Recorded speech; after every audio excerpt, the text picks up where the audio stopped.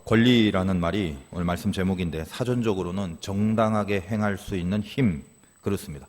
정당하기 때문에 비난 가능성이 없는 것이고 또 그 행사가 이익이라는 것을 수반하기 때문에 결론적으로는 굉장히 좋은 단어죠. 그래서 이 세상에서 어떤 법률을 따져야 되는 모든 경우에 있어서 권리라는 말이 민사상이든 형사상이든 상당히 자주 사용됩니다. 정당한데 이득이 된다, 권리. 그러니까 그 권리를 주장하지 않을 사람이 없는 것이죠.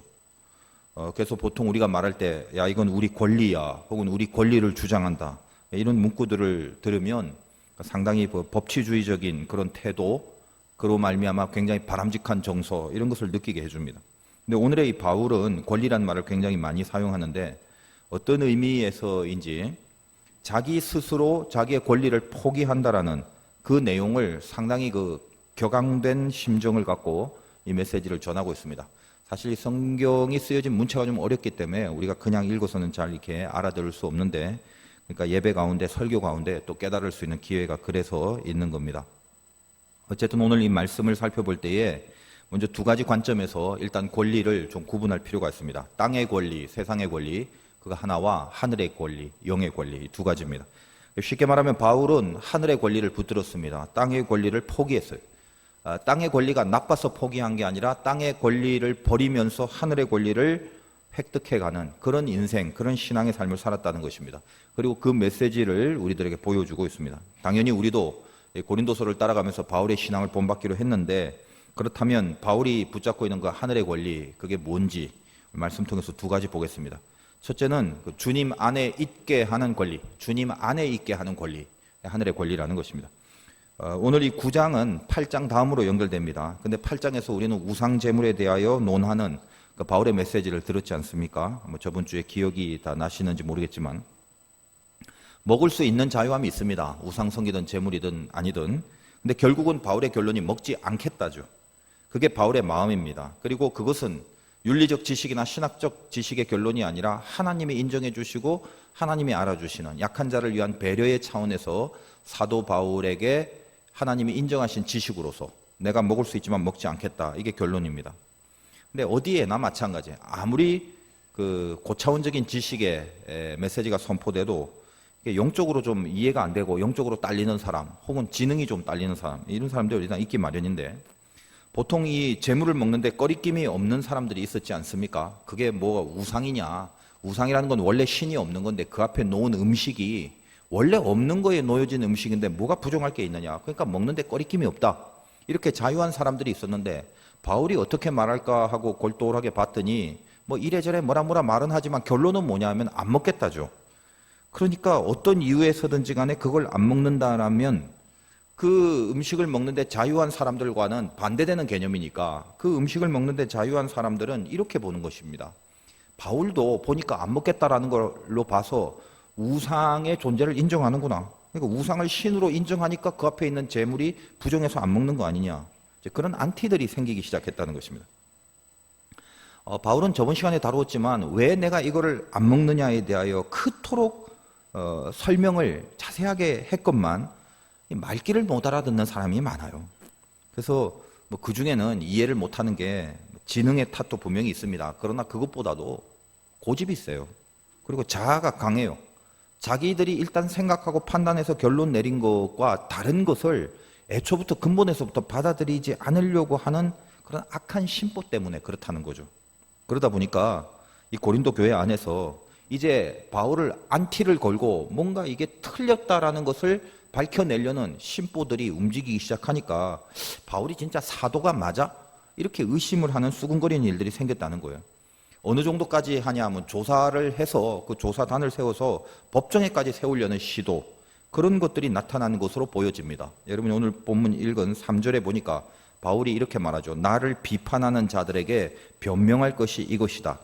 여기 그 비판이란 헬라어 아나크리누신이란 말, 그리고 변명이라고 할 때 그 변명이라는 아폴로기아라는 이 헬라어는 원래 법원에서 법률 용어로 쓰여지는 단어입니다. 그러니까 뭘 말하냐 하면 법적인 공방전이 일어날 정도로 사울과 바울, 이 사울이 바울이 되고 사도가 된 이 전체 흐름 속에 과연 저 바울이 사도가 맞냐, 그것을 아주 의심하는 세력 앞에 심도 있게 변론하고 설명하는 분위기를 지금 말해주고 있다는 것입니다.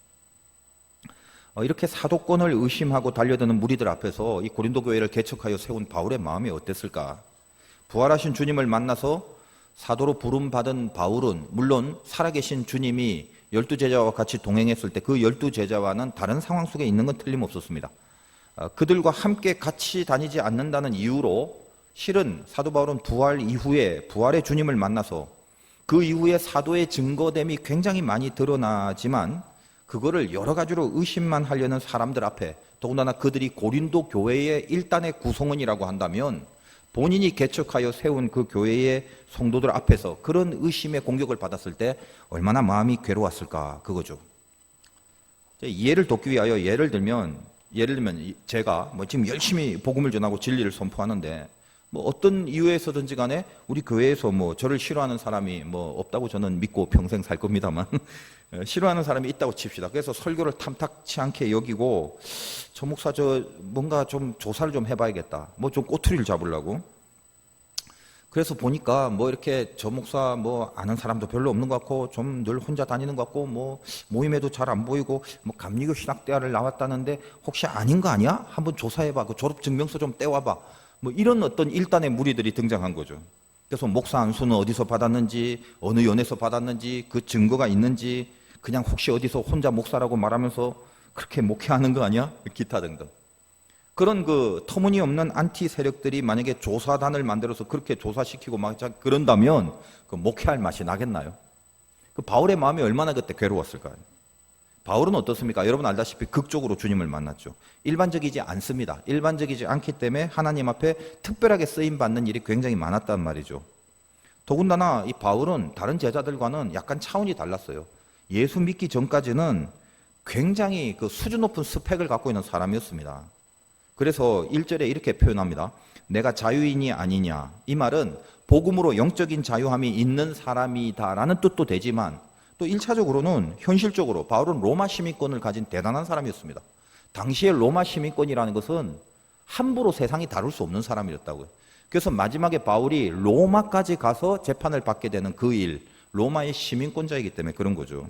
바울을 해코지하고 쉽게 고문하려고 했던 사람이 성경을 읽어보면 갑자기 바울이 로마 시민이라는 걸 알고 나서 움찔하면서 그 고문을 중지했던 그런 부분도 우리는 알고 있습니다. 그러니까 나는 자유인이다. 그 다음에 사도가 아니냐. 나 사도다. 예수 우리 주를 보지 못하였느냐. 나 봤다 이 말이죠. 다메섹에서 가는 도중에 부활의 주님을 만나고 눈을 감은 채 식음을 전폐하고 기도하고 거기서 사명을 받죠. 그리고 주님의 제자인 아나니아로부터 안수기도로 눈을 뜨게 되고 평생 복음을 위하여 힘쓸 것을 계시받습니다. 그리고 그 사건들은 다 이 주님의 제자뿐만 아니라 초대교회에 알려져 있는 일들이죠. 그러니까 그러면서 아마 바울이 감정이 이제 상당히 조금 복받친 것 같아요.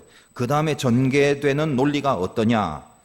내가 이런 사도인데 혹시 니들이 사도가 아니라고 자꾸 그러냐. 내가 사도가 아니라서 사도인데도 불구하고 그냥 아닌 것처럼 가만히 있는 줄 아느냐. 이런 뉘앙스로 이제 감정이 북받쳐서 얘기를 합니다. 예를 들면 4절 봅시다. 우리가 먹고 마실 권리가 없겠느냐. 그러니까 이런 거 어떤 겁니까? 사도는 그 교회에서 먹고 마실 수 있는 그런 비용을 대주는데 내가 사도라서 이 고린도 교회에서 주는 돈으로 먹고 살 권리가 분명히 있는 사람인데 이제 뒤에 읽어보면 그런데 내가 그러지 않는다. 그걸 안 받고 내가 말씀을 전하면서도 대가를 하나도 안 받으니까 그러니까 뭔가 지금 내가 왜 이러는가에 대한 의미도 모르는 채 사도가 아니라는 의심으로만 몰고 가기 위해서 내가 대가도 안 받고 말씀을 전하는 그런 사례도 안 받으니까 이상한 사람같이 여기고 사도가 아닌 것 같냐? 그 말이에요. 이 4절 속에 들어가 있는 말이. 우리가 먹고 마실 권리가 없겠느냐. 그 다음에 5절을 보니까 우리가 다른 사도들과 주의 형제들과 게바와 같이 믿음에 자매된 아내를 데리고 다닐 권리가 없겠느냐. 그 당시에 이제 다른 사도들이 어디 선교를 가든 사역을 하든 가족도 있고 아내도 데리고 가는 이런 모습이 좀 있었나 봅니다. 근데 바울은 어때요? 앞에도 얘기했다시피 지금 결혼하지 않고 혼자 살아가는 입장. 어쨌든 지금은 독신으로서 사역을 하는 그런 입장인데 거기에 따른 변증과 그래서 결혼에 대한 이야기를 많이 앞에서 다루었죠. 그러니까 너희들 생각에 다른 사도처럼 부인도 데리고 다니고 뭐 이렇게 해야 되는데 혼자 다니니까 이상해 보이냐? 사도가 아닌 것 같냐? 그런 얘기예요. 다시 6절에 어찌 나와 바나바만 일하지 아니할 권리가 없겠느냐? 그 말이 이제 꼬아 놓으니까 좀 이해가 안 되죠. 바나바도 좀 일을 했고 바나바와 바울도 이제 일을 했는데 내용이 이겁니다. 내가 지금 경제적으로 궁색하고 넉넉하지 못한데 그것이 사도가 아니라서 그런 것 같냐? 실은 이제 그 말이에요. 다 어떤 뉘앙스입니까? 내가 사도가 아니라서 너희들 눈에 보이는 그런 것들이 사도가 아니라서 그런 것 같냐? 그런 게 절대 아닌데 너희들이 사도가 아니라고 나를 몰아가기 위하여 이런 것들을 괜히 흠을 잡아서 지금 자꾸만 뭔가 이렇게 대드는 것 같다. 지금 이런 뉘앙스죠. 이 땅에 권리가 없어서 행사를 안 하는 게 아니다. 나도 교회를 통해서 사도기 때문에 교회를 통하여 대가를 받을 수도 있고 또 여러 가지로 일을 안 할 수 있는 권리도 있고 뭐 여러 가지 혜택을 받을 수 있는 그런 나의 권리들, 이 땅에서 보이는 교회 안에서도 그런 행사를 할 권리가 분명히 있다. 그러나 이 땅에 권리가 없어서 행사를 안 하는 게 아니라 나에겐 또 다른 권리가 있는데 그게 하늘의 권리가 있다. 지금 이 얘기를 하고 싶은 거예요. 나의 사도됨을 너희들은 세상의 잣대로 파악하고 진단하지 마라 제발. 이런 거예요. 왜 깊은 의미와 이 신앙의 가장 본질적인 이 마인드, 왜 여기에 대한 이해가 없냐? 이런 거죠. 제가 이제 참 좀 불만스러운 것 중에 하나가 요즘 이제 교회에서 어떤 교회 담임 목사를 이제 초빙할 때 조건을 이렇게 붙이지 않습니까? 뭐 나이는 몇 년, 뭐 학교는 예를 들면 감리교 교회 같으면은 뭐 감리교가 인정하는 뭐 학교 출신, 뭐 목사 안수, 기타 등등.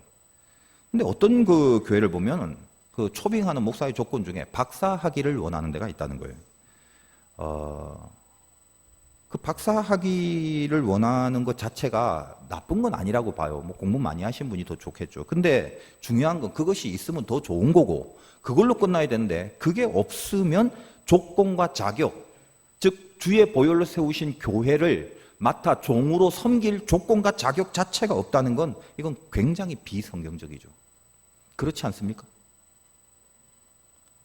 그 주보에 보면 저희 교회는 뭐 담임 목사 임용도 돼 있는데 이 주보에 담임 목사 아무개 그렇게 나와야지 이 앞에 신학 박사 아무개 그렇게 나오면 좀 이상하지 않아요?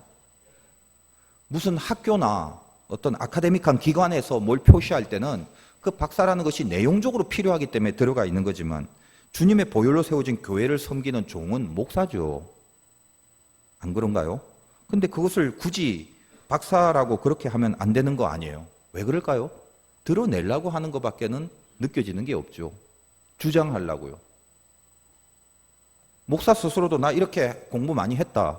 그 다음에 교회도 우리 교회는 적어도 박사님을 모시고 담임 목사로 모시고 있다. 뭐 이런 거 드러내려고 하는 의도 외에는 모르겠습니다. 제가 보는 관점도 이렇게 편협한지는 모르겠지만 그냥 그렇게 좀 느껴지는 그 씁쓸함이 있게 됩니다. 드러내지 않고 혹시 주장하지 않는다고 해서 그 존재나 그 사람이 갖고 있는 권리를 인정하지 않거나 무시해 버린다면 그는 절대로 성경적인 것이 안 되죠. 그 세상과 다를 게 뭐가 있습니까? 세상이 어때요? 홍보하고 드러내고 밝히고 아무리 거짓이라도 포장을 해서 무조건 먹히게끔 드러내는 걸로 힘을 얻는 게 세상인데 근데 우리가 하나님 안에 살면서 똑같이 세상을 따라가고 있다면 그게 세속화 아니냐 이 말이죠. 안 그런가요? 신학교에 들어간 우리 딸이 기말고사인지 뭐 아무튼 시험을 친다니까 평소 안 하던 공부를 나름 좀 하다가 공부 좀 했나 뿌듯하지. 그러니까 거실에 이제 나와서 씩 저한테 그 신학 영어 어려운 단어를 물어보는 거예요. 아빠 이거 뭔지 알아? 이거 뭔지 알아? 그렇게 묻는데 이게 몰라서 묻는 게 아니라 아빠가 아는지 모르는지 시험을 하는 거예요. 그래서 묻는 족족 다 대답을 제가 다 하니까 똑똑한데 이러고 있는 거죠. 그 철없는 애한테 제가 불러서 앞에 앉혀놓고 야, 네 아빠가 이 주보에만 안 적혀있지 아빠도 명색이 신학박사인데 네가 외우는 영어 단어를 모르겠냐? 하면서 일일이 그걸 설명해 줄 필요가 있겠어요? 걔는 지금까지 지 아빠가 얼마나 괜찮은 사람인지 모르죠. 물론 걔 엄마도 그거 모르긴 마찬가지예요. 근데 적어도 여러분들은 제가 참 괜찮은 목사인 거는 아셔야 하지 않습니까? 이제 저도 이제 나이가 좀 들었으니까 농담도 좀 하는 거예요. 그리고 제가 이렇게 농담을 하는 이유가 오늘 말씀 속에 이 사도 바울의 깊은 메시지를 한번 느껴보세요. 바로 2절, 이것이 방금 말한 저의 마음을 대변하는 사도 바울의 심정입니다.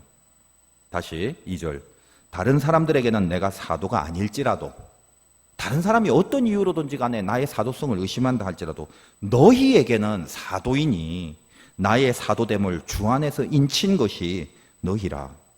그 말이죠. 무슨 말입니까?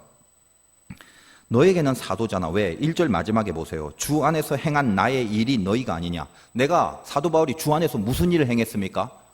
복음 전한 거죠. 근데 그게 증거가 뭐라고? 고린도 교회 신자가 된 너희들, 우상에 빠져있고 이방신을 섬기던 자가 다 예수를 믿고 교회의 구성원이 됐다고요. 내가 행한 게 뭐냐면 바로 너희들이지 않냐, 그 말이죠. 여러분이 은혜를 받고 복음과 말씀 안에서 신자로서 살아가고 있는 게 말씀을 전하는 자에게는 깊은 보람이고 또 깊은 위로죠. 깊은 힘이고, 동일하게 바울이 그 고린도 교인들에게 하는 게 그겁니다. 내가 어떤 걸 증명하며 사도됨을 드러내고 이런 게 보다 더 중요한 게 뭐냐, 나의 사도됨의 명백한 증거가 너희다. 너희가 누군데? 주 안에서 인친 너희들. 다시 말하여 너희가 예수를 믿게 된 거고 이 교회를 세우게 된 사실, 이 교회에서 예수 믿는 너희들이 존재하게 된 이 사실, 이게 나의 사도됨의 증거다는 거죠. 왜? 사도라는 것은 주님을 믿게 하는 거기 때문에 그래. 주님을 전하는 거기 때문에, 주님을 믿게 만드는 사역이 가장 본질이고 핵심인 자를 사도라고 하기 때문에 그 얘기를 하는 거예요. 세상에서 뭔가 드러나 보이는 것을 통하여 권리를 주장하는 게 아닙니다. 어때요? 세상에서는 내가 이 정도 신분이니까 이 정도 대우를 받아야 된다. 이게 세상 권리죠. 세상에서는 그게 나쁜 게 아니에요. 직급과 그 수준에 맞게끔 권리를 누리는데, 그러나 교회 안에서는 어떻습니까? 그것과 똑같아서는 안 되겠죠. 절대로 같아서는 안 되죠. 땅의 권리가 아니라 하늘의 권리는 목표와 가치가 하나입니다. 예수 그리스도로 집중하여 주 안에서 인치게 하는 것, 다시 말하여 예수를 믿게끔 하는, 그걸 누리는 게 권리죠. 우리가 그거를 위하여 교회 안에 공동체가 됐다는 사실입니다. 바울에게 있어서는 그가 갖고 있는 권리의 내용이자 권리의 목표가 바로 주 안에서의 인치심, 예수 믿게 하는 것, 그게 본질이었다는 거예요.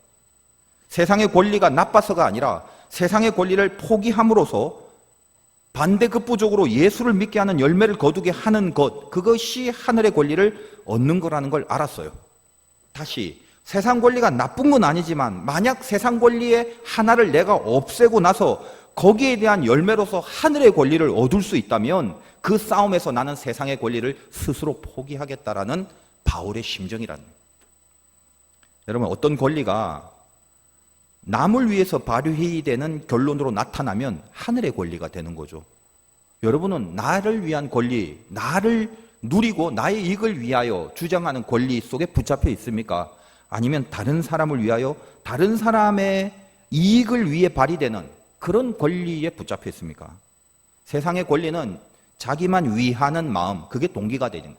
세상 권리를 누리는 사람은. 하늘의 권리는 어때요? 다른 사람을 위한 마음이 동기가 되며 특별히 그 다른 사람의 영혼이 주 안에 인치심을 받기 위한 예수를 믿는 영혼으로 변화되고자 열망하는 마음으로 다른 사람을 위하게 될 때 세상 권리를 버리고 하늘의 권리를 붙잡게 되는 힘이 생긴다는 것입니다. 살아가면서 한번 실천해 보세요. 세상 권리 포기하면서 하늘의 권리를 얻는 경험들, 그거 한번 해보세요. 세상은 세상 권리를 어떤 고난을 무릅쓰고라도 무조건 세상 권리를 누리려고, 그걸 누리려고 혈안이 되는 게 세상이죠. 우리는 그렇지 않습니다. 하늘 권리를 위하여 남들이 혈안이 되어 있는 세상 권리를 포기할 줄 아는 경지까지 살도록 요구받고 있다는 거예요. 자, 예전에 그 차를 이렇게 타고 있는데 오른쪽에 통로가 굉장히 작은데 마을버스 한 대가 우회전을 하려고 들어오는 거예요. 근데 버스라는 게 작지 않고 길다 보니까 우회전을 하면 그 끝이 제 차의 오른쪽에 분명히 긁힐 거라는 걸 오는 순간 감을 잡았어요. 근데 버스 기사쯤 되면 프로니까 그걸 감을 잡아야 될 건데 아니다 다를까 내 말 그대로 이렇게 가다가 중간쯤부터 이렇게 긁으면서 우회전을 하여 간 거예요. 그리고 그걸 느꼈으면 분명히 느꼈을 건데 멈춰서 조치를 취해야 되는데 그냥 가버리는 거죠. 어떻게 가만히 있을 수 있겠습니까? 비상등을 틀고 쫓아갔죠. 쫓아가서 마을버스 앞에 이렇게 딱 댔습니다. 그리고 왜 조치를 안 취하고 도망가느냐라는 약간 못마땅한 그 표정을 보고 기사를 딱 쳐다보는데, 기사가 나이 많으신 아줌마였어요. 근데 딱 보는 순간 굉장히 왜소하고 첫눈에 봐도 이렇게 신체나 이런 부분이 약간은 정상적이진 않은 그런 좀 연약함이 있는 그런 모습이었어요. 그래서 아니 왜 그냥 가시냐 그랬더니 몰랐대요. 근데 제가 그걸 못 믿겠어요. 그게 모를 정도는 아닌데. 그래서 어쨌든 간에 이래저래 공업사에서 이제 고치고, 그분이 원래 그 기사들이 그 보험으로 이렇게 하면 아마 그 회사에서 불이익을 받는가 봐요. 자기가 개인적으로 비용을 줄 테니까 그 공업사에서 고치고 그 견적을 좀 달라고 그래요. 그래서 서로 이제 번호를 놓고 저는 이제 공업사에 차를 맡길 요양하라고 왔는데, 뭐 이렇게 많이 그렇게 된 건 아니에요. 근데 가만히 이렇게 생각을 해보니까, 물론 그 비용을 받고 그분이 잘못했으니까 고침을 받는 거는 그건 권리죠. 이걸 뭐 누린다고 해서 이건 뭐 그 떳떳한 거 정당한 권리입니다. 근데 마음속에 무슨 생각이 드냐면 그냥 안 된 거예요. 그냥 마음에 그렇게. 뭐 제 마음이 바른 마음인지 틀린 마음인지 이런 걸 말하는 게 아닙니다. 그냥 왠지 마음이 안 좋아요. 그래서 그냥 마음속에 하루 지나고 이틀째 되는 날, 그러니까 하루 지나고 제가 결단을 했고 이틀째 되는 날 그분이 연락이 왔는데, 제가 연락이 왔을 때 어떻게 대처할 거다라는 걸 이미 다 마음속에 결정한 상황이었어요. 그래서 그분이 죄송합니다 이렇게 얘기를 하고, 미처 이제 보지 못했다, 그래서 어떻게 다 고쳤냐 그렇게 얘기를 해요. 그래서 제가 그랬어요. 별로 고칠 게 없으니까 안 고쳐도 괜찮다. 그리고 나는 하나님 믿고 교회 다니는 사람인데, 목사란 말은 안 하고 하나님이 그냥 받지 말라고 하셨으니까 기사님도 하나님께 감사하고 교회 다니시라고 그렇게 그냥 말했어요. 잠깐 멈칫하는 순간이 느껴졌는데, 아마 그때 이 가슴에 무슨 필이 좀 있었던 것 같아요.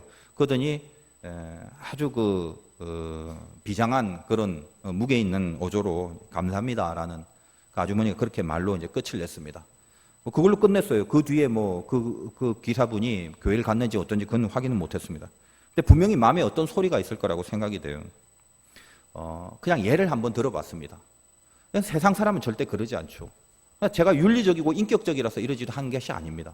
그냥 하나님 앞에 인치심을 당하는 어떤 그 순간에 주께서 저에게 허락하고 누리라고 주신 하나의 권리의 기준이 생기는 거죠. 우리가 다 그런 싸움 아닙니까? 누리고 싶지 않은 사람이 어디 있어요? 손해보고 싶지 않은 사람이 어디 있어요?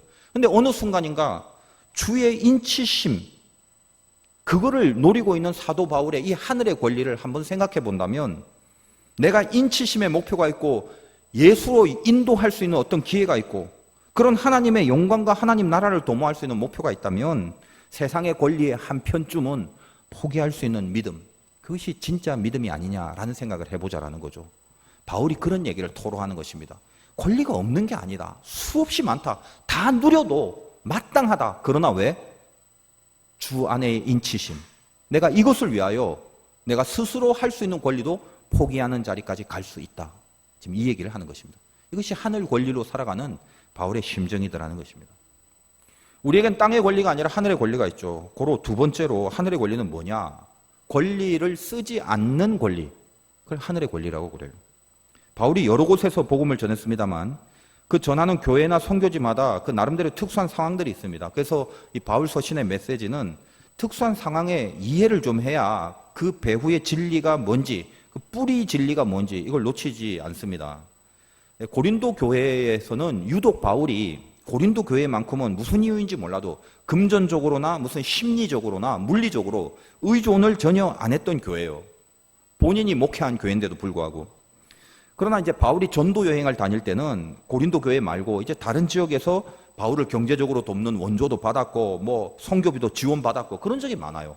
근데 희한하게 이 고린도 교회에 대해서는 바울이 한 번도 그런 부탁을 하거나 신세를 지지도 않았고, 또 고린도 교회에서 그런 어떤 경제적인 지원을 한 적도 없습니다.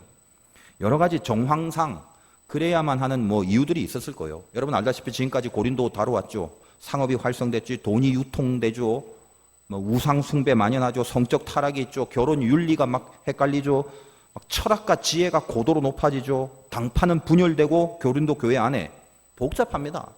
그럼 그 와중에 더군다나 사도 바울에 대하여 사도성을 의심하고 또 바울파, 게바파, 뭐 아볼로파 하면서 막 분열이 일어나고 철학 사조가 만연돼서 어디서 막 말과 연설, 강연 뭐 이런 것들의 수준이 엄청나게 높았던, 그러다 보니까 말 잘하는 사람, 수사하기 유명했거든요. 철학적으로 말 잘하는 사람, 이 사람들이 대우가 높았고 유명세를 탔고 그런 시대의 풍조, 그런 갈등 속에서 부활의 주님을 만난 사도, 그 바울, 그리고 결혼 안 하고 어떻게든 그 당시에서만큼은 독신으로 지냈던 그런 사역자, 그리고 성경적 표현에 의하면 그는 그 시대의 상황 속에서 말을 잘해야 유명세를 타는데 스스로의 표현에 내가 말에는 졸아나 글은 잘 쓴다.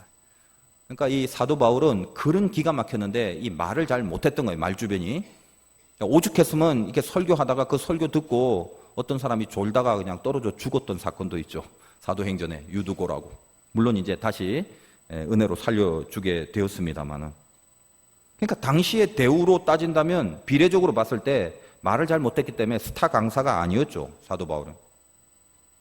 요즘도 마찬가지. 이 세상에서도 A급, B급, C급이 다 있지 않습니까? 그래서 초청하면은 거기 단가가 다 다르죠. 유명하면 유명한 대로 무슨 대가나 사례비가 더 크고 이런 거. 무명이면 무명인 대로 줬고. 근데 제가 참 안타까운 거는 교회 안에도 좀 그런 게 있어요. 어떤 유명한 목사님 그러면 단가가 높고 뭐 무명의 목사님 글쎄요.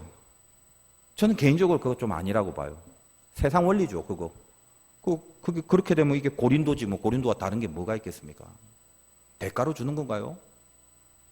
그 유명세에 맞춰서 무슨 대우를 하나요? 그 세상 논리잖아요. 근데 어쨌든 이런 갈등 속에서 바울은 자신의 권리가 땅의 권리가 아니라는 것을 북받치는 심정으로 자꾸 피력하려고 하는 걸 느끼게 됩니다. 그래서 오늘 이 본문 가운데 그 감정의 흐름을 좀 살펴볼 필요는 있겠죠. 잠깐 한번 보겠습니다. 7절에 누가 자기 비용으로 군복무를 하겠느냐. 벌써 이게 좀 비유가 좀 약간 오바가 된 거죠. 이 무슨 말입니까? 누가 돈 내고 군대 갈 사람이 어딨냐. 이 말 굳이 할 필요는 없는데 지금 이제 많은 비유를 막 드는 거예요. 자기 입장을 지금 얘기하려고. 아니 돈 주고 군복무한 사람이 어디 있어. 군대 가서 다 먹여주지 군대가.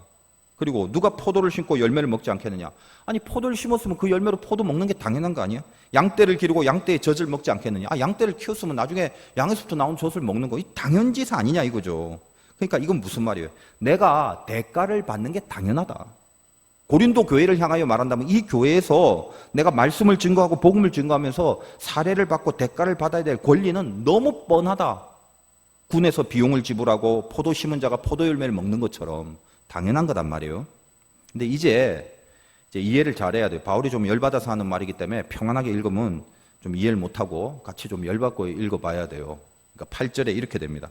내가 사람의 예대로 이것을 말하느냐 율법도 이것을 말하지 아니하느냐. 지금 내가 이렇게 말하는 건 사람의 상식으로 말하는 게 아니야. 그걸로만 하는 게 아니라 하나님의 성경인 율법에도 지금 내가 하는 게 당연하라고 적혀져 있다. 그러니까 지금 내 주장과 내 생각으로 기인한 것이 아니라 성경에도 근거한 내용임을 알고 니네는 확실히 지금부터 내가 말하는 걸 인정해라 라는 의도예요. 완전히 몰아가는 거죠.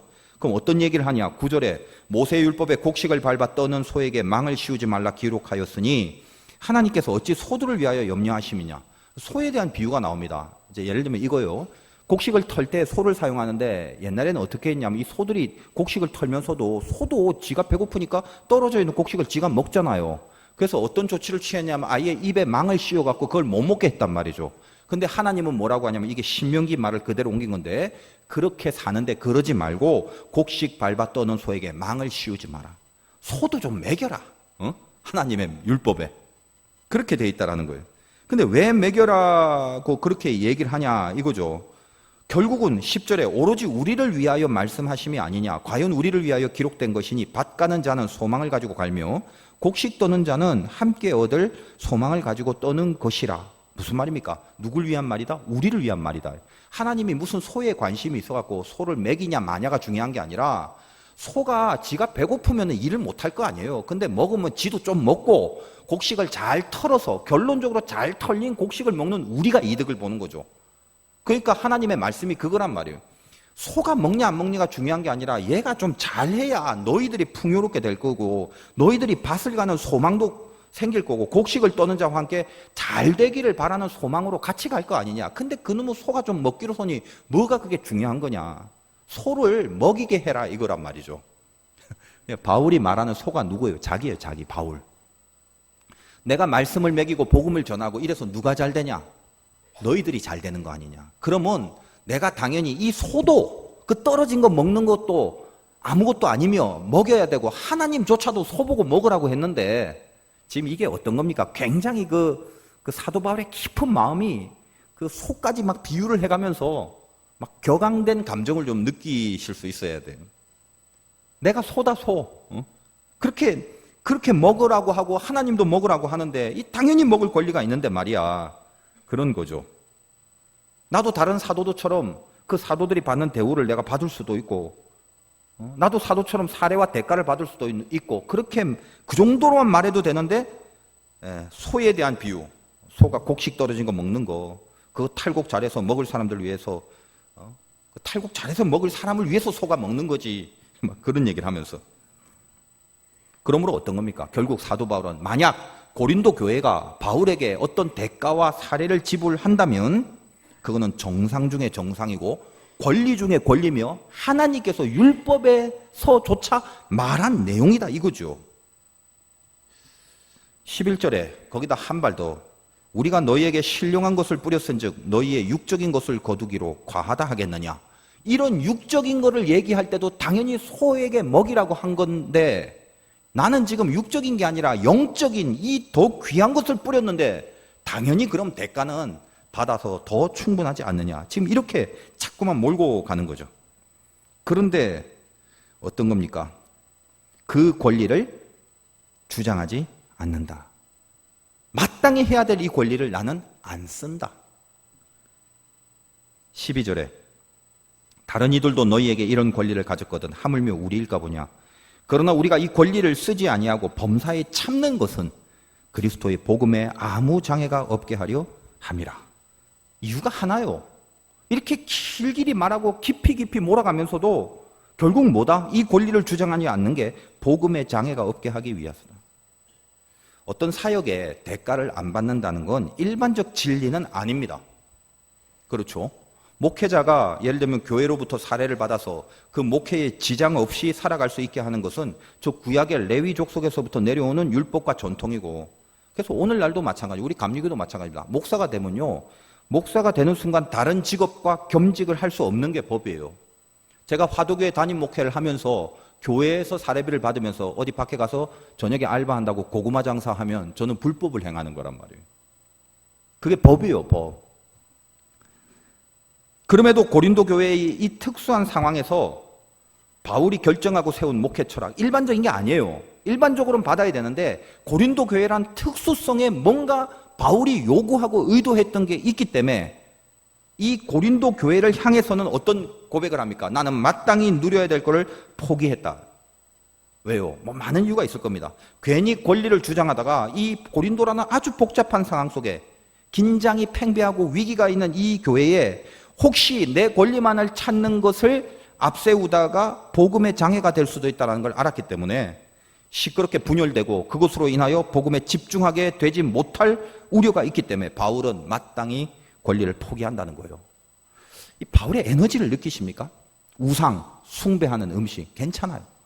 혹시라도 근데 이것 때문에 실족하는 자가 있다면 아예 이게 우상 숭배로 바쳐진 고기가 아닐지라도 안 먹겠다라는 이 바울의 에너지. 그 목표와 그 본질에 대한 선명한 뜻이 있기 때문에 자기의 행동과 판단과 선택을 마음껏 컨트롤할 수 있는 이 신앙적 힘. 이게 신자의 위력이란 말이에요. 지금 이것도 뭡니까? 복음의 장애가 된다? 그러면 안 한다. 그 우려가 있고 왠지 그럴 위험성이 있는 특별한 고린도 교회의 상황이다. 고로 나는 권리를 포기한다. 더군다나 이제 진짜 하고 싶은 깊은 심정의 메시지를 이렇게 쭉 열거한 다음에 13절부터 이런 마감을 합니다. 13절에 성전의 일을 하는 이들은 성전에서 나는 것을 먹으며 제단에서 섬기는 이들은 제단과 함께 나누는 것을 너희가 알지 못하느냐. 앞에서 말했던 거죠. 말씀의 대가를 받는 게 맞다. 말씀 전하는 사람은 당연히 대가를 받아야 된다. 그런데 바울은 그렇게 하지 않았다라는 거죠. 아무런 대가 없이 복음을 전하면서 살았다는 것입니다. 14절 이와 같이 주께서도 복음 전하는 자들이 복음으로 말미암아 살리라 명하셨느니라. 하나님도 그러셨어요. 복음을 전하면 복음을 전하는 대가를 받고 사는 거예요. 그런데 15절에 그러나 내가 이것을 하나도 쓰지 아니하였고 또 이 말을 쓰는 것은 내게 이같이 하여 달라는 것이 아니라 내가 차라리 죽을지언정 누구든지 내 자랑하는 것을 헛된 대로 돌리지 못하게 하리라. 요걸 이제 잘 이해하셔야 돼. 이 깊은 심정을. 자, 이런 겁니다. 내가 이렇게 대가를 받을 권리를 포기했다. 앞에 쭉 열거했다시피 마땅히 받아야 될 권리를 내가 복음의 장애가 될까봐 지금 내가 이 권리를 포기했다라는 말을 하는데, 이 말을 구구절절히 이렇게 하는 이유를 잘 알아라 이거예요. 다시 말해서 내가 이렇게 대가를 받을 권리가 있는데 니네들 왜 나한테 대가를 안 줘? 다시 그 대가를 받아야 하는 목표를 갖고 지금 이야기를 꺼내려고 하는 게 아니란 말이에요. 근데 그걸 무식하게 그렇게 이해를 하는 사람들도 있을 걸 염두에 두고 바울이 가슴 치는 마음으로 하는 말이에요. 내가 구구절절히 이렇게 하는 이유가 내가 받아야 될 걸 안 받는 것이 떨떠름해서 하는 말이 아니단 말이에요. 만약에 혹시라도 그런 의도로 말하는 것이라면 여기 뭐라고 합니까? 그냥 내가 그냥 어떻게 얘기해줘? 차라리 죽을지언정 그냥 콱 내가 죽어버리겠다. 내가 만약에 뭘 받아야 될 걸 못 받아서 그래서 내가 지금 억울하고 너무 그래서 내가 지금 이런 얘기를 하는 의도라면 내가 그냥 콱 차라리 죽어버리겠다. 이제 과한 표현을 쓴 거죠. 그 안에 어떤 심리가 있습니까? 고린도 교회 성도들 향하여 그렇다면 진짜가 뭔가에 대하여 가장 진한 호소를 하고 싶은 그 동기로 이런 표현까지 지금 쓴 거죠. 지금 내가 하고자 하는 말의 주제가 있는데 바울이 혹시나 니네들이 그걸 이탈해서 틀린 해석을 하지 말라는 간곡한 심정으로 이렇게 과하게까지 표현한다는 것입니다. 이 설교하면서 바울의 마음을 어느 정도 이해가 하는 게 이런 거 있어요. 이 설교하면서 마음에 염려가 되는 점이, 하나님이 주신 말씀을 전하는데도 사람들이 말입니다. 참 종자가 많고 희한하죠. 그래서 무슨 얘기를 하면 그것이 주는 궁극의 주제를 가슴에 담아야 되는데 핵심은 어디론가 빠져버리고 부수적인 다른 것들에게 굉장히 과도한 집중을 해요. 그래서 전혀 다른 의도로 파악하고 전혀 쓸데없는 것만 가슴에 남아 돌아가는 그런 경향이 없지 않아 있어요. 지금 바울이 그 얘기를 염려하는 것입니다. 내가 왜 이렇게 권리를 포기했는지에 대한 궁극의 의도가 있는데 그 의도를 헛되게 하지 마라. 만약에 그냥 이게 간단하게 내가 대가를 못 받아 챙겨서 억울해요라는 거라면, 그런 의도로 얘기하는 거라면 내가 그냥 죽어버리고 만다. 얼마나 깊은, 내가 이 말을 하는 얼마나 깊은 의도가 있는지 이제 잘 들어라. 그거 놓치지 마라. 이 심정이란 말이에요. 그러면 정말 전하고 싶은 궁극의 주제가 뭔데? 본문 18절이 오늘 마지막 절이 주제입니다. 그런즉 내 상이 무엇이냐? 내가 복음을 전할 때 값없이 전하고 복음으로 말미암아 내게 있는 권리를 다 쓰지 아니하는 이것이로다. 복음으로 말미암아 내 권리를 쓰지 아니하는 거, 이거요. 다른 사람은 몰라. 왜냐하면 다른 사람은 나하고 관계가 없잖아요. 다른 사람이 어떻게 살든. 근데 적어도 나는 어떻다는 거예요? 이 이야기를 쭉 하면서 복음 때문에 내가 마땅히 누려야 될 권리를 쓰지 않는 거를 상으로 여긴다는 거예요. 상으로. 그냥 권리만 안 쓰고 있다면 의미가 없죠. 내가 권리를 포기하는 거에 대한 나름대로 자기 모종의 영적 기쁨이 있어야 될 거 아닙니까? 안 그래요? 그게 뭐다? 바울에게는 상이다.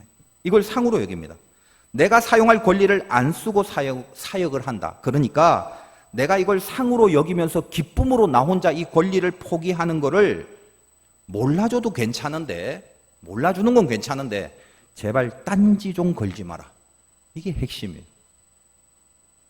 가끔 이제 목회하다 보면 좀 저하고 친한 분이 와서 목사님 그렇게 해도요 아무도 몰라줘요 이런 말을 좀 해요.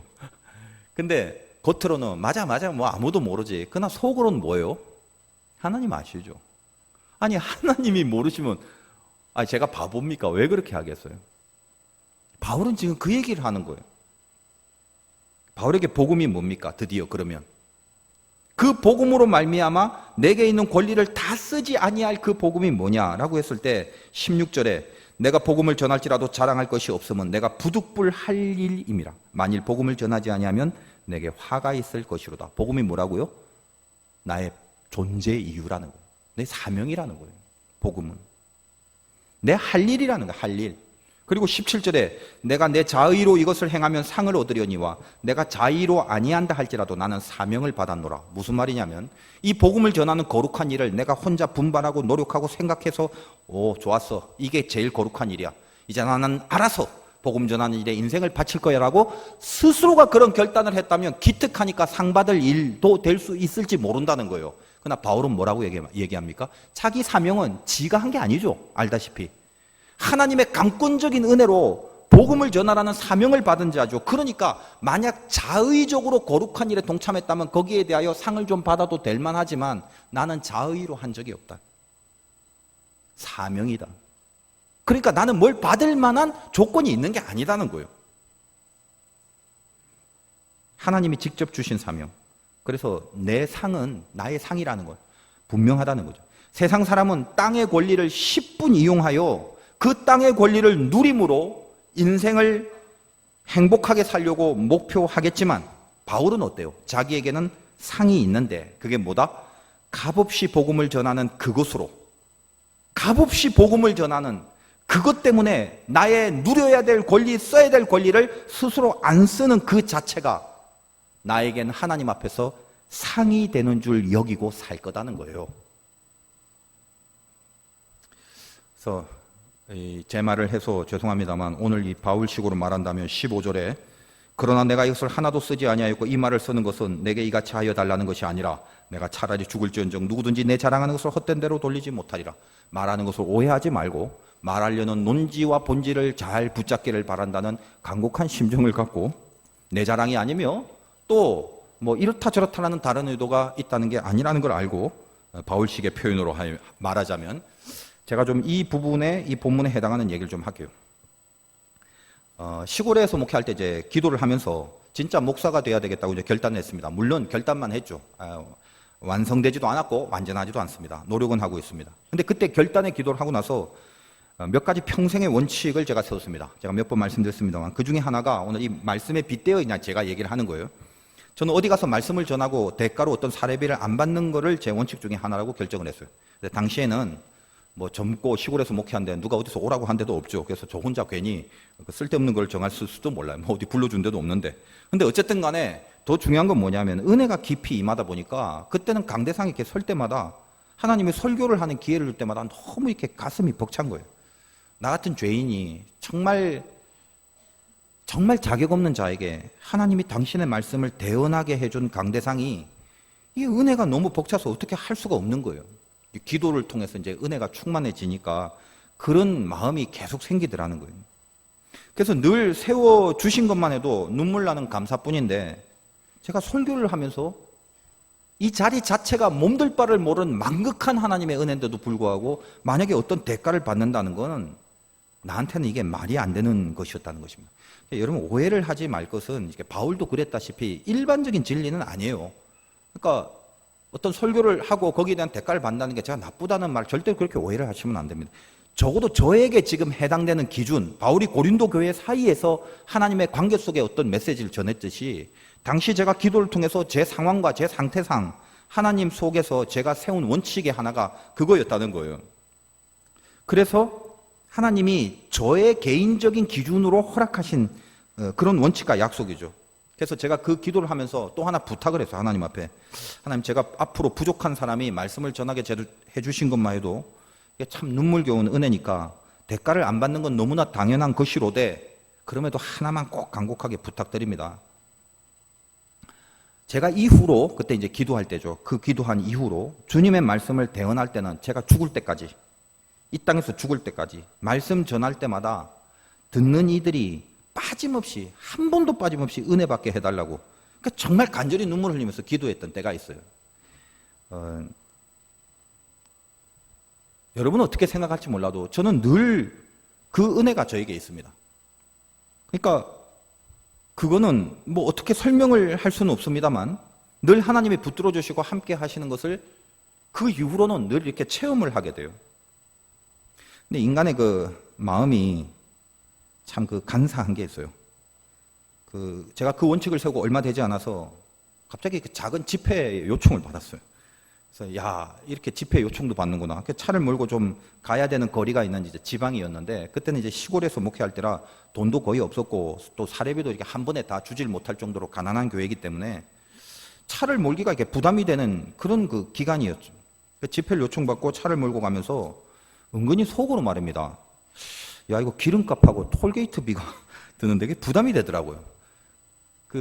몇만 원도 없을 때는 하나도 없게 되는 거거든요. 힘들 때가 있단 말이에요. 그래서 속으로 걱정이 되면서 이렇게 하나님과 대화를 이제 주님 혹시 이거 보니까 내가 생각을 못 했는데 혹시 그 사례비 중에 기름값하고 톨비는 좀 빼면 안 될까요? 그렇게 속으로 이렇게 하나님과 거래를 하려고 하더라는 거예요. 뭐 알아요. 진짜 현실이 힘들었거든요. 근데 갑자기 그렇게 생각하면서 속에서 계속 그걸로 시간을 보내고 그 고민으로 지금 시간을 보내고 있는 내 자신이 덜컥 너무 한심한 거예요. 또 진짜 그렇게 생각할 수밖에 없는 그때의 처지가 좀 슬펐고 또 플러스 지금까지 기도했던 영역이 나름대로 은혜로 확 다가오면서 모든 게 다 복합적으로 저한테 들어오게 된 거죠. 그래서 차를 몰고 가다가 갓길에 이렇게 멈춰서서 진짜 한동안 울었어요. 내 믿음이 고작 그 정도구나. 도대체 하나님이 어떤 분이신데 네가 그깟 기름값이나 톨비를 생각하고 따지고 계산하고 있냐 이거죠. 네가 돈이 없고 톨비가 없고 기름값이 없으면 집회 갈 일이 없을 것이고 하나님이 안 보내주실 것이고 또 하나님이 보내주시는 뜻이 있는 집회라면 어떻게든 하나님이 갈 수 있게 해주시는 거 아니겠냐. 근데 너는 지금 그깟 일로 혼자 머리 굴리고 주판 두드리고 계산하고 네가 하나님과 사이에서 세운 원칙을 합리화하고 그 원칙을 바꾸려고 지금 꿈틀대고 있냐 그거죠. 정말 믿음 없는 나의 모습을 보고 정말 그 한심함에 깊은 회개의 기도를 했습니다. 그리고 참 눈물 흘리면서 집회를 은혜로 이끌었던 그런 기억도 납니다. 이후에 제 마음엔 그랬어요. 아무튼 이 강대상에 세울 때는 몰라요. 듣는 분들이 어떻게 생각할지 몰라도 저는 단 한 번도 은혜가 떠난 적이 없어요. 살다 보면 엉망일 때도 있겠죠. 영적 상태가 안 좋을 때도 저도 있습니다. 또 몸이 안 좋고 몸이 아플 때도 있고 또 은혜가 떨어져서 엉망일 때가 있고. 근데 이상하게 강대상에 올라오면요. 그럴 때는 오늘 망했다 싶어요. 낙심하고 끝났다. 대강 떼고 갈 수밖에 없구나 하는데도 시작을 하면 이 가슴에서 은혜가 소용돌이쳐요. 그리고 치유와 능력이 나가게 되는 걸 보게 됩니다. 그때 느끼는 거죠. 하나님이 함께 하시는 거구나. 이게 상이죠. 상, 보상. 주님이 함께함을 느끼는 기쁨 그거. 듣는 사람이 뭐라 생각해도 그건 상관없어요. 그 은혜 속에 같이 함께하는 그걸 알고 있기 때문에. 제가 그 시골에서 목회할 때 어려운 가운데도 캄보디아 선교를 시작했습니다. 그것도 아무튼 여러 가지 어떤 여건이 조성돼서 했는데 그 초창기에 아기 같은 그 고아들을 처음에 이제 제가 본 게 엊그제 같은데 벌써 한 15년 정도 지났네요. 그래서 우리 교인들도 같이 캄보디아 선교 갔지만 이제는 그 걔네들이 어릴 때 막 고아였을 때 그때 봤는데 여탄 이제 청년들이 돼갖고 막 교회 섬기고 아가씨가 되고 막 젊은 아주 잘생긴 그런 미남 청년이 돼서 막 찬양하는 모습 이런 거 보면 가슴이 굉장히 흐뭇해졌어요. 근데 그 당시에 그 어려운 시골 시절에 초창기 그 선교를 할 때 직접 캄보디아는 가질 못했습니다. 가로 엄두도 안 났고. 근데 갑자기 교회 지어야 될 일도 생기고 여러 가지 뭐 필요한 돈들이 그렇게 들 때가 있었어요. 또 그러다 보니까 이제 같이 그것을 도모하고 기도하는 사람들끼리 괜히 일을 벌려놓고 많이 이렇게 그것 때문에 좀 노심초사했었는데 좀 이게 선교비가 좀 필요했죠. 근데 하나님 참 자비하셔서 가만 보면 이렇게 저같이 부족한 사람한테 늘 증거를 이렇게 한 번씩 샘플로 계시하는 적이 참 많으십니다. 제가 그렇게 그 사례비에 대한 기도가 있고 나서 그 집회가 있고 또 한 번 집회가 있게 됐어요. 그래서 기도하면서 이제 섬기는 마음으로 갔는데 그 왕복 오가며 그때도 기름값이 딱 10만 원이 들었어요. 선교비도 필요했지만 캄보디아를 향한 또 기름값도 좀 만만치 않아서 이제 걱정을 하고 있는데 부흥회 후에 그 부흥회 한 데도 좀 변두리 시골인데 그 특이하게 그 목사님이 사례비를 3일 하는데 첫날 집회 끝나고 저에게 사례비를 주는 거예요. 그래서 이게 뭔가 싶어서 봤더니 그 안에 150만 원이 있더라고요. 근데 순간 나 지금 캄보디아 선교회에 돈이 필요해서 우리 기도 중인데 이번에 그걸 받아서 캄보디아 선교회 전액 보내는 하나님 뜻이 아닌가 이렇게 생각을 했어요. 그래서 이번엔 이걸 받아서 선교로 다 보내는 게 낫지 않을까 문득 그런 생각이 들더라고요. 근데 마침 이렇게 주님이 저에게 어떤 깨달음을 주신 것 같아요. 그때 식사 중간에 그 교인 중에 한 명이 이제 식사하면서 뭐 이래저래 얘기를 하다 질문을 하기를 목사님 11조가 있으면 그 11조를 무슨 고아원에 구제금으로 드리면 안 되냐고. 그래서 제가 분명히 말씀드렸죠. 그건 11조가 아니라고. 11조는 섬기고 예배드리는 교회에 헌금을 하는 게 11조란 말이죠. 근데 뭐 가난한 교회 혹은 뭐 불쌍한 사람 돕는다고 뭐 선교지에 보낸다고 등등 물론 좋은 의도로 11조를 그렇게 사용하는 분들이 혹시 있는지 모르겠어요. 근데 명확히 말씀드립니다. 그건 11조가 아니에요. 11조는 하나님의 것입니다. 그래서 제단에 드리는 것이 11조예요. 구제하고 싶은 마음이 있으면 11조 헌금하시고 다른 돈으로 구제하는 거예요. 근데 그걸 어떻게 11조를 드린다는 명분하에 일거양득, 양다리를 걸치면서 꼬로만 생각을 하시면 안 됩니다. 11조는 헌금이죠. 근데 그걸 그런 식으로 돌리는 거는 그건 절대로 11조가 아니에요. 구제는 따로 하시고 선교는 따로 하셔야죠. 근데 가만히 제가 그 얘기를 하면서 제가 설교할 때 사례비를 안 받는다는 원칙은 말씀 증거에 대한 일체의 대가를 안 받겠다는 원칙인데 그걸 아무리 내가 좋은 데 쓴다 하더라도 1차적으로는 말씀을 전한 대가로 일단 받은 거잖아요. 그리고 쓰는 게 되죠. 제가 그 11조에 대한 그 말을 전하면서 제 속에 느낀 게 뭐냐면 이게 하나님이 나를 향하여 주시는 말씀이구나 생각이 들더라고요. 그래서 캄보디아 선교로 쓰려고 좋은 마음은 있었지만 가만 보면 이것도 원칙을 어기는 꼬로만 생각이다. 그런 생각을 깨닫게 해 주시더라고요. 그래서 집회가 끝난 날 이 사례비를 목사님께 돌려드리면서 제 취지와 기도했던 원칙을 말씀드리고 저는 진짜 불러주신 것만 해도 정말로요. 너무너무 감사하고 황송하다고 그렇게 아무튼 인사를 드렸어요. 그리고 집에 와서 며칠이 지난지 모르겠어요. 제가 알고 있는 집사님이 저에게 연락이 와서 목사님 선교비 쓰시라고 마음에 감동이 왔대요. 근데 뭐 그 당시에는 저에게 뭘 이렇게 주는 사람은 거의 없거든요. 선교비 쓰시라고 감동이요. 그러면서 이제 봉투를 이렇게 주셨는데 참 놀란 거예요. 아까 제가 기름값 10만 원 들었고 그 교회에서 받은 사례비가 150만 원이라고 그랬죠. 그 집사님이 주신 액수를 확인하니까 160만 원이 들어있는 거예요. 너무 황당해서 궁금해서 바로 전화를 했어요. 그 집사님한테. 아니 집사님 솔직히 100이면 100, 150이면 150, 200이면 200이지 160은 뭐냐고. 그랬더니 자기도 모른대요. 그냥 이 160이 드리고 싶더래요. 저는 그때 알았어요. 하나님이 하시는 일이구나. 그건 나한테 느끼게 해주려고요. 그래서 집회도 은혜 가운데 끝나고 또 그것도 캄보디아 선교비까지 다 보낼 수 있도록 너무 귀한 열매를 보게 됐다는 거예요. 오늘 이 말씀처럼 저 목사 귀한 일 잘하고 다니는가를 자랑하려고 하는 게 아닙니다. 고린도 교회를 향한 이 사도 바울의 이야기 요거를 잘 좀 명심해 주세요. 누구든지 내 자랑하는 것을 헛된 대로 돌리지 못하게 하려. 헛된 대로 가지 마시고 핵심이 뭐죠? 이 18절 마지막 절은 목사들에게만 필요한 구절이 아니에요. 이게 얼마나 귀한 말씀인지 몰라요. 다시 한번 보세요. 18절. 그런즉 내 상이 무엇이냐? 여러분 상이 뭐예요? 여러분 신자로 살아가려면 내가 복음을 전할 때 값없이 전하고 복음으로 말미암아 내게 있는 권리를 다 쓰지 아니하는 이것이로다. 권리가 목표가 아니라 복음이 목표인 인생. 그렇게 살 수는 없을까요? 세상은 권리 찾기에 급급하고 권리를 뺏기기만 하면 죽일 듯이 달려들지만 우리는 어때요? 스스로의 권리를 쓰지 않을 또 다른 권리가 있다는 거. 근데 그것이 복음으로 말미암아 나에게 주어진 하늘의 권리라는 걸 그걸 믿고 살 수 없을까요? 여러분 제가 여러분보다 더 어릴 수도 있고 또 믿음이 또 부족할 수도 있어요. 근데 오늘 여러분 진짜 이거 하나는 정말 믿고 끝까지 사십시오. 뭘 믿어야 되나? 하나님 살아계시는 그 믿으세요. 하나님 살아계시고 주님은 지금 내 손을 잡고 계시고 성령은 내 옆에서 내 안에서 나와 함께 하십니다. 내가 더럽고 죄가 많아 안 보려고 눈을 감고 외면할 뿐이지 지금도 피 묻은 손은 나를 붙잡고 있단 말이에요. 우리의 진짜 권리는 바로 이 하나님의 사랑과 이 믿음에서 비롯된 권리라는 거 알고 가야 돼요. 성경에 등장하는 권리는 헬라어로 엑수시아라고 합니다. 세상의 권리라는 권리와 성경에 등장하는 권리는 개념이 달라요. 엑수시아라는 단어는요, 처음에 에크라는 접두어가 뭐로부터 떨어져 있다라는 말이고 존재한다는 단어이 에이미거든. 에이미. 이 존재한다는 에이미와 뭐로부터 떨어진 에크가 합쳐서 에크에이미라는 것이 여기 있는 그 권리라는 엑수시아의 원 뜻이 됩니다. 원 뜻. 그럼 무슨 말이에요? 존재로부터 원천에서부터 떨어져 나온 거 이게 권리입니다. 세상에서 말하는 권리는 사람이 소유할 수 있고 사람이 소유하여 뭔가를 행사할 수 있는 권력이나 세력 이걸 말하지만 성경이 우리에게 말하는 권리는 하늘 권리는 엑수시아 다시 말하여 원천 궁극적인 존재 그 하나님께로부터 비롯된 뭔가를 품을 수 있는 능력 그걸 말합니다. 그게 뭐예요? 궁극의 존재인 하나님께로부터 나온 게 뭐예요? 말할 것도 없이 그분의 말씀이죠. 그러므로 성경이 말하는 엑수시아 우리만이 갖고 있는 하늘의 권리는 뭐라고요?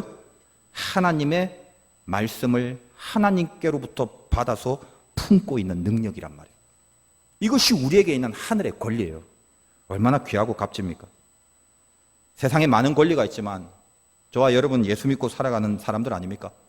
세상의 많은 권리를 하나님의 권리를 위해서 쓰지 않을 수도 있는 용기와 능력으로 살아가서 주님 앞에 영광 돌리시기를 주님의 이름으로 축원드립니다.